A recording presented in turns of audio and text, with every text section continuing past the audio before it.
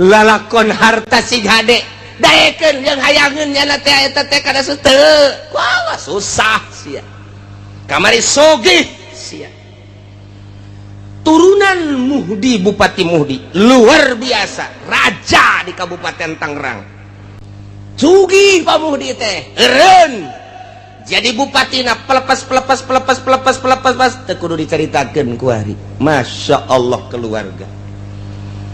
terus kebelah dia namun kukula diceritakan ketua DPR Tangerang di zaman harita nyaho kula